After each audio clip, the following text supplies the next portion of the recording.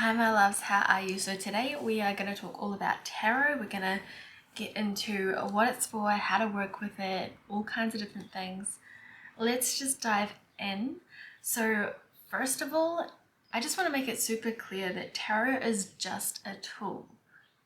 It helps you connect to your intuition. It helps you get messages from the other side, from your ancestors, passed on loved ones, if you want to use it that way.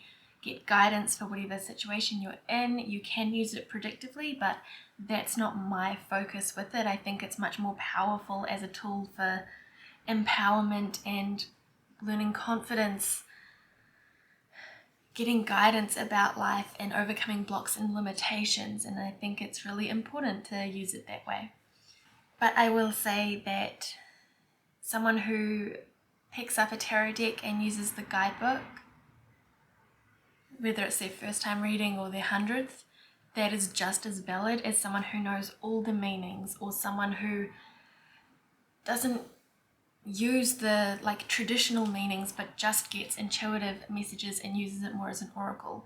It is just a tool.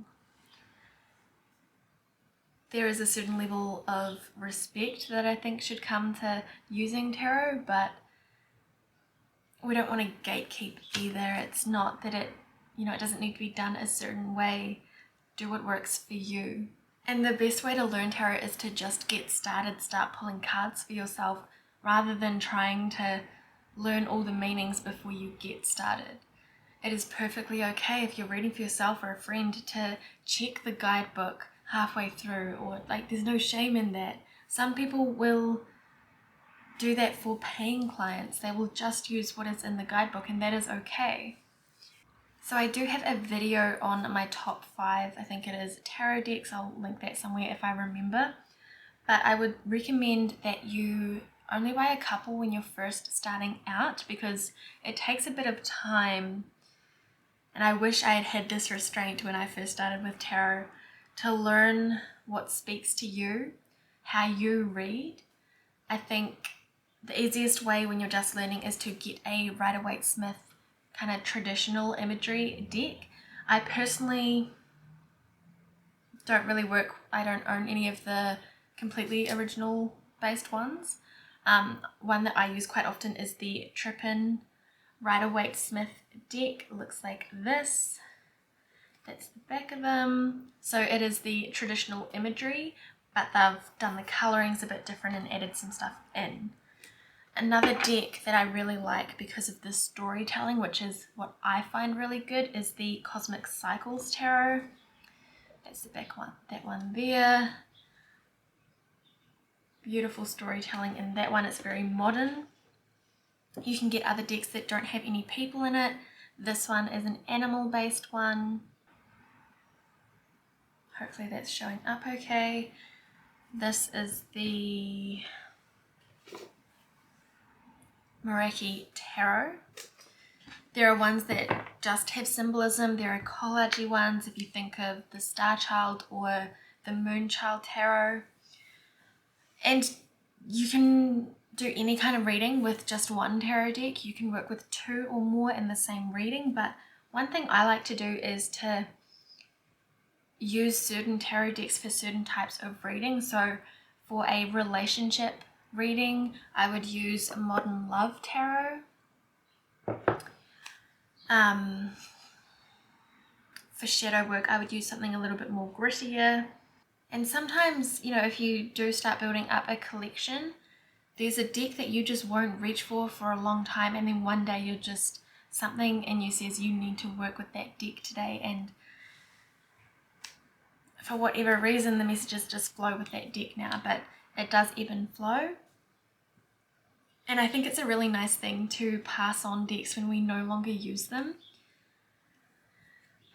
So whether that is giving it to a friend or selling it second hand, because even if you do it that way, generally you'll be selling it at a cheaper price, and someone who maybe couldn't afford or couldn't get the full price one or didn't hear of that deck, they will now have the opportunity to work with it.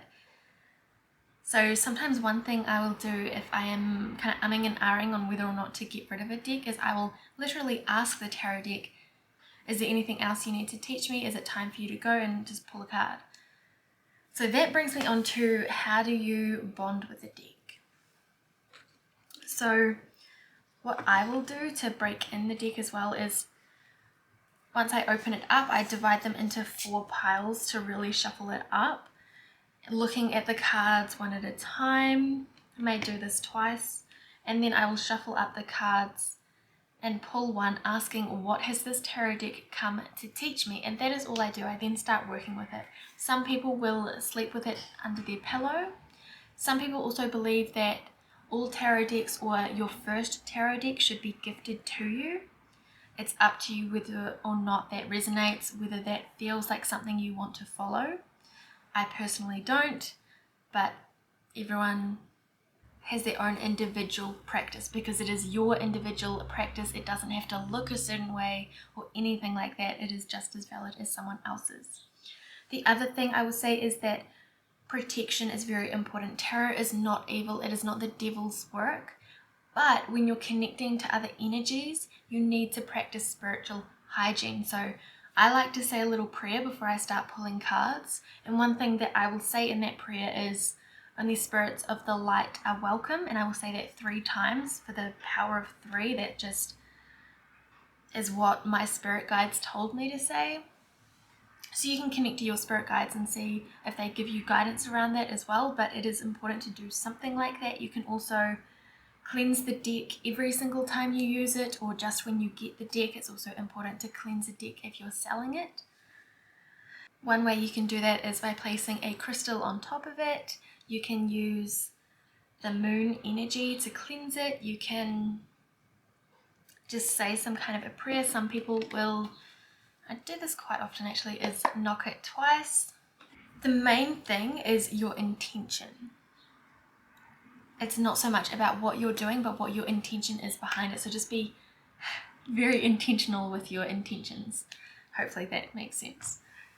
So the other thing is there's so many different ways to shuffle. So I personally will just shuffle like this until cards fly out, because that helped me, especially in the beginning, to trust in it more. Because if I was picking a card, then it felt like I was picking a card rather than my intuition or my spirit guides.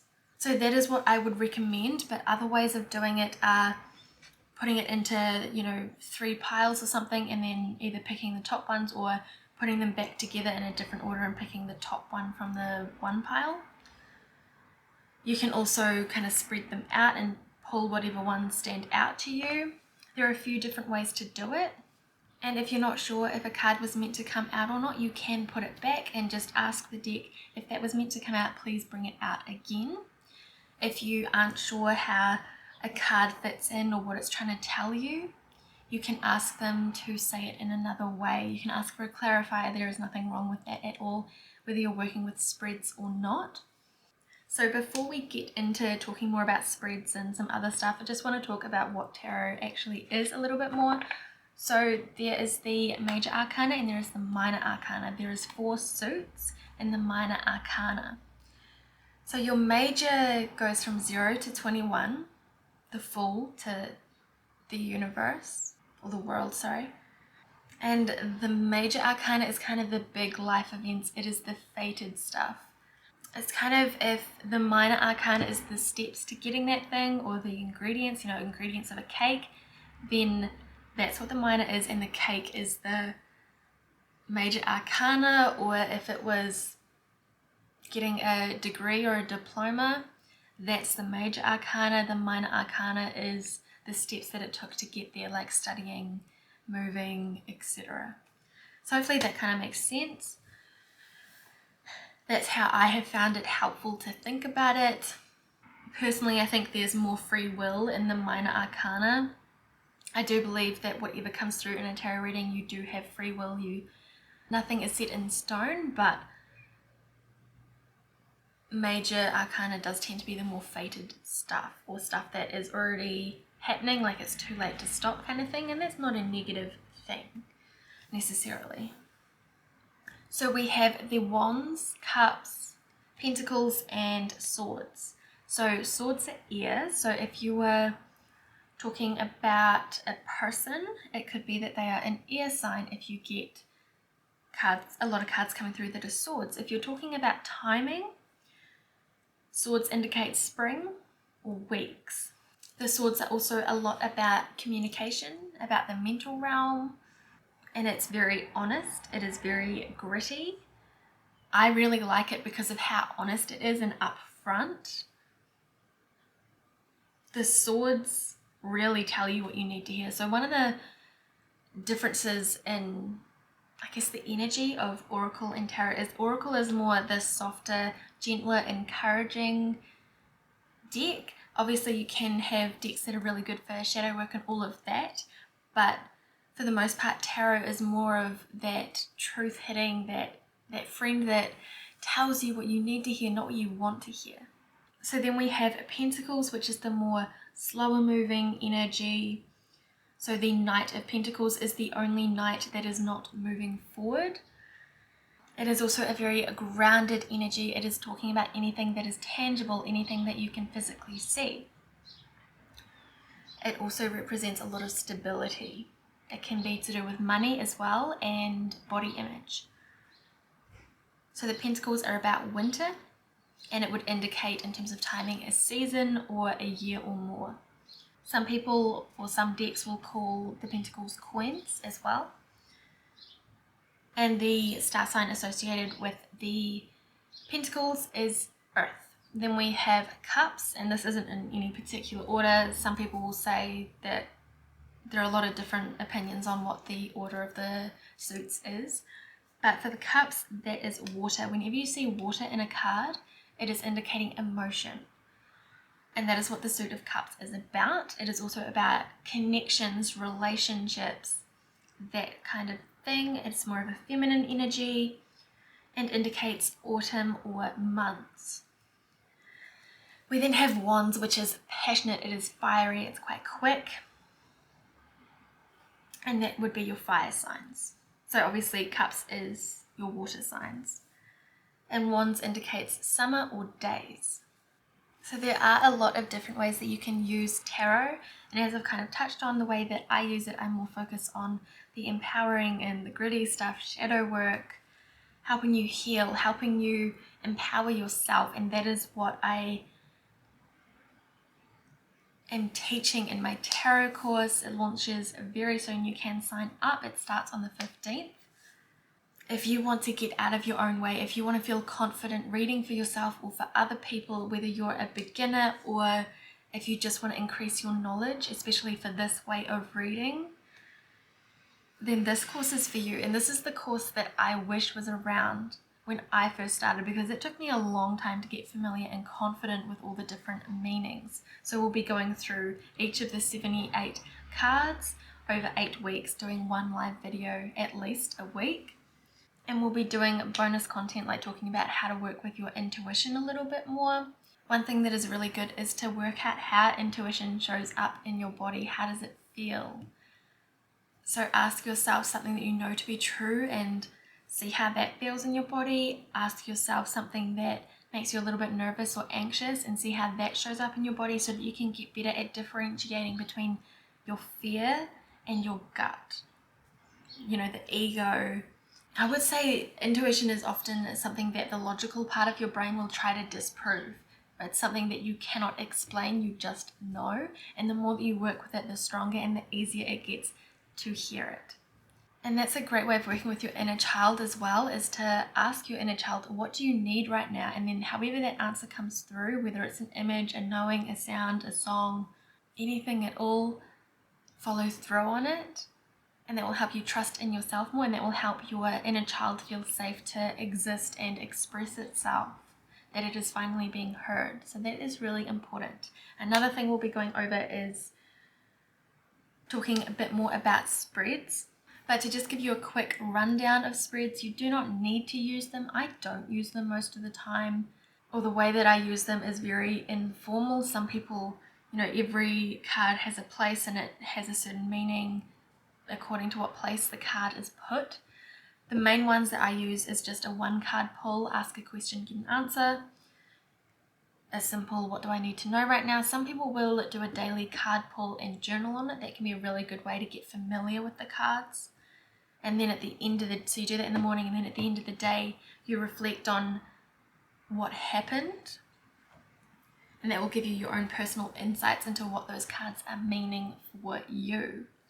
Another one that I will use quite often is a 3-card pull. So I will use it as either past, present, future, or something I have overcome, the current lesson, and then either advice or the outcome, or I will turn that into a 4-card.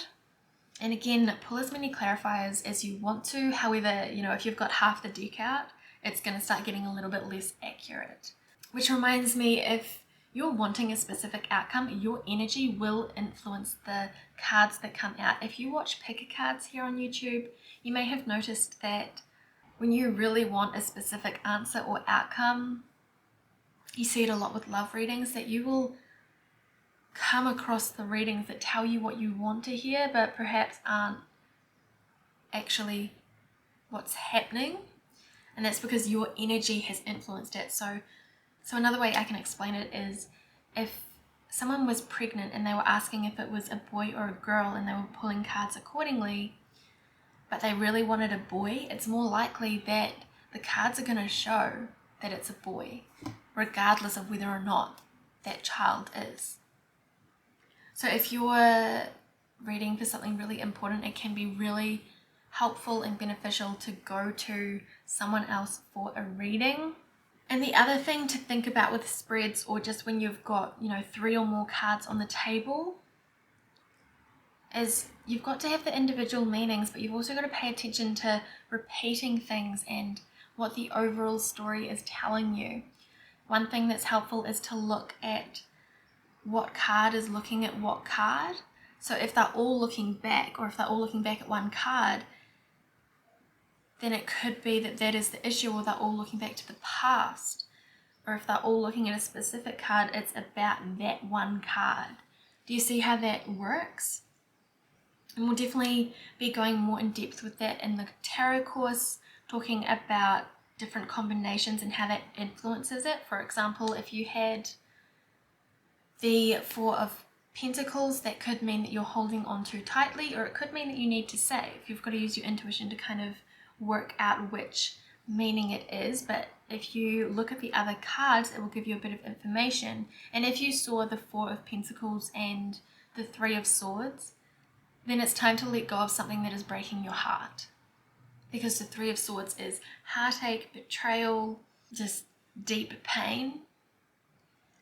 And then, as we've talked about, the 4 of Pentacles can be holding on too tightly to something. And another thing I want to touch on is that when I talk about male or female energies, feminine, masculine, I'm not really talking about gender. Some readers do that. I personally don't.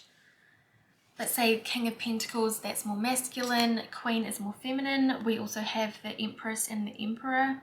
They are considered the mother and father of the deck. They are in the major arcana. So the feminine energy, the divine feminine energy, that is working with the moon cycle, working with period cycles. It is soft, nurturing, love, compassion. It is the homemaker. It is about receiving, allowing, not holding on too tightly, not forcing, not controlling. Patience is another thing. And then the more divine masculine energy, that is about making things happen. It is being assertive. It is being a leader, a go-getter. It is about taking action and getting out there, getting things done. It is a more logical, analytical energy, whereas the feminine energy is more emotional and intuitive. Masculine would also be a bit more logical energy, but that's not so much about gender, okay? And we all have masculine and feminine energies, and for us to be operating at our fullest potential and happiness kind of thing, we need to have those balanced within us. I think it's important as well to be really careful about what decks you do buy. Personally, I will never buy a fake deck, at least not intentionally. You're ripping off the artist, the creator, but it's also about the energy, okay? You've got to be really careful about what you are connecting to, what you are inviting in. It's just as important as cleansing a deck when you first get it. So hopefully this has given you a good introduction to tarot.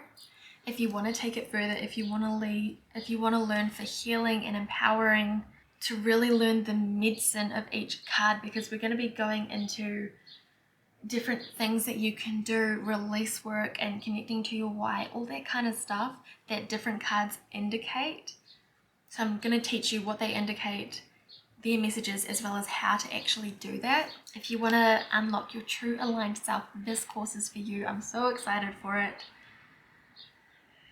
And because there's so much information in this course, especially if you are a beginner, you have lifetime access. So it is currently 97 New Zealand dollars, which is about 69 US dollars. And again, it's being taught live, but the replays will be available and you have lifetime access, so there's no rush. So if you're interested in that, you can DM me on social media if you have any questions. That is all linked in the description, as well as a link straight to the course if you do want to purchase it, if you want to be a part of this, if you're ready to really dive into tarot and unlock its magic, because really you're just unlocking the magic that is already in you, the power that is already in you. It's my job in this course to get you to trust in yourself and your intuition, to empower you to use this tool so that you have it available to you whenever you want. For the rest of your life, you have this guidance available to you. I would say that tarot is kind of the guidebook to life. That's how I use it. That's how I will be teaching it. So I hope you will be a part of this. Let me know your thoughts, any questions down below. If you haven't already, subscribe to join the tribe. If you're interested in personal readings, I also offer those at the moment. Take care, and I'll see you in the next one. Bye guys.